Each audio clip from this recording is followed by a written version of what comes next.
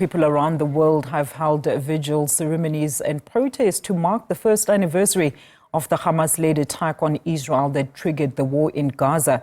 1,200 people were killed and about 250 hostages were taken to Gaza on October the 7th last year. Nearly 42,000 people have been killed in Gaza, according to Palestinian health authorities, and most of the 2.3 million strong population displaced. Let's get the latest now from Tel Aviv with our correspondent Trent Murray. Trent, a very good day to you. Always great having you with us. So a year since the October 7th attack on Israel by Hamas, we understand scores came out to actually observe this day from both sides. But while this was actually happening, an unexpected attack on Tel Aviv by Hamas rockets this morning.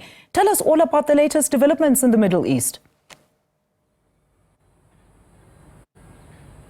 Yeah, well, that's right. So 6:29 a.m. local was when the official commemorations began, and that was because it was 1 year to the minute since Hamas launched that surprise attack on Israel, killing 1,200 people, including women and children, mostly civilians in total.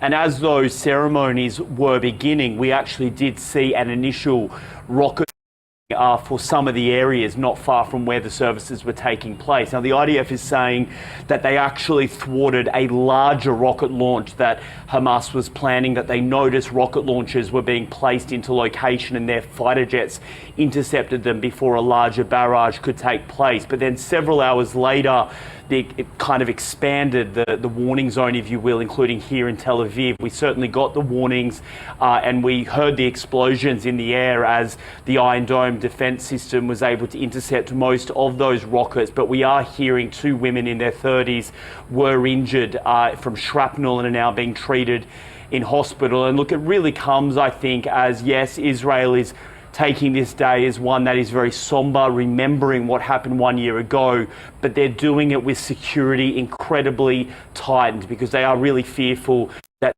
could try to use today as a draw to commit more acts of violence, particularly with so many civilians out on the street, remembering what happened a year ago. So the ceremonies are taking place, the remembrance is taking place, but it's happening really, I think, under the shadow of not just the terrible situation in Gaza and the fear of more attacks here, but also the wider Middle East conflict, which just continues to really, in the words of Antonio Guterres, the UN Secretary General, continue to burn out of control. Absolutely. We're going to leave it there. Very comprehensive update from SABC News correspondent in Tel Aviv, Trent Murray, with the latest in the Middle East.